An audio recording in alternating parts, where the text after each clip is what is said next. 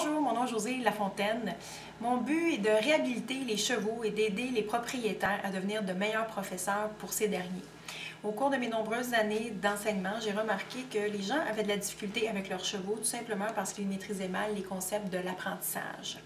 Alors, le but ultime lorsqu'on a un cheval, c'est qu'il devienne léger. Ma définition de la légèreté, c'est tout simplement lorsque je demande quelque chose à mon cheval, je m'attends à ce qu'il y réponde rapidement, calmement et en contrôle, et ce, sans que ça nécessite aucune force physique de ma part. En d'autres mots, un enfant de 4 ans devrait être en mesure de pouvoir monter et manipuler ce que j'appelle un cheval léger. Maintenant, comment on arrive à cette légèreté-là? Alors, dans l'apprentissage, vous avez deux concepts. Vous avez l'acquisition et la consolidation. L'acquisition, vous allez la travailler avec deux autres principes, qui est l'association et le renforcement positif. Pour être capable de reproduire constamment le même comportement, votre cheval doit l'associer soit à un mot ou à un geste. Alors, dans l'association, vous allez utiliser ce que j'appelle le confort et l'inconfort. Pensez à une mouche. Okay? Une mouche qui est minuscule, qui, lorsqu'elle est sur nous, ne pèse absolument rien, est capable de faire courir, ruer, cabrer et coucher un cheval. Pourquoi? Parce qu'elle provoque un inconfort.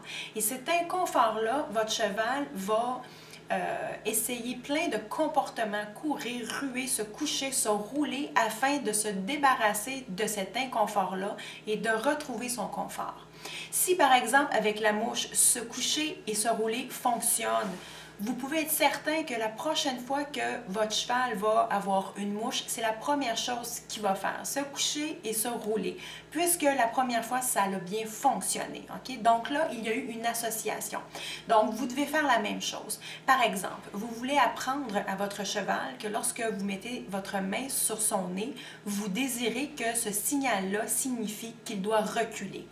Alors, dans votre apprentissage, vous allez devoir utiliser plusieurs phases, idéalement 4. Donc, vous devez créer un inconfort. Alors, la première phase va être une phase très légère. C'est-à-dire que vous allez tout simplement déposer votre main sur le nez de votre cheval de façon à toucher uniquement le poil. Ils sont très sensibles, ils le sentent déjà. Attendez environ 4 secondes. Évidemment, si cela ne comporte pas vraiment un inconfort pour votre cheval, il ne se passera probablement rien. Alors, si au bout de 4 secondes, votre cheval n'a rien tenté, augmentez votre phase. Passez à la phase 2. À la phase 2, mettez suffisamment de pression pour que vos doigts viennent toucher la peau. Attendez encore 4 secondes. Si ça ne fonctionne toujours pas, vous allez augmenter votre pression. À la phase 3, vous allez mettre suffisamment de pression pour être en mesure de toucher le muscle du cheval. En d'autres termes, vous allez presser vos doigts beaucoup plus fort sur son nez. Au fur et à mesure que vous allez augmenter la pression, c'est sûr et certain que l'inconfort va augmenter. Votre cheval va commencer à chercher une solution pour pouvoir retrouver son confort. Alors là, vous allez peut-être voir apparaître des comportements de pousser le nez par en avant, baisser, monter ou tourner la tête de droite à gauche. L'important, c'est que votre main demeure avec la même pression jusqu'au moment où votre cheval recule une patte. À partir du moment aussitôt que la patte a reculé, vous devez relâcher votre pression. Donc, votre cheval va être en mesure de faire une association. Quand ma propriétaire met sa main sur mon nez et que je ne recule pas, il y a une gradation jusqu'à temps que je recule. Alors, rapidement, votre cheval va comprendre que de juste déposer et toucher le poil, cela signifie reculer. Maintenant, dans votre renforcement positif, lorsque votre cheval a fait le bon comportement, donc qu'il a reculé la patte, vous allez utiliser un mot suivi d'une friandise qu'il aime. Donc, ça peut être un carré de sucre, une pomme, une carotte, peu importe. Alors, au moment où la patte aura reculé, vous pourriez dire, par exemple, « Good boy » et lui donner une pomme. L'important, c'est qu'il y ait un commandement vocal avant votre friandise. Comme ça, si une bonne journée, vous n'avez pas votre friandise, ce mot-là et cette intonation-là seront associés à la friandise. Votre cheval saura qu'il a bien fait. Alors, c'est de cette façon-là qu'on peut entraîner sans nécessairement toujours avoir une friandise.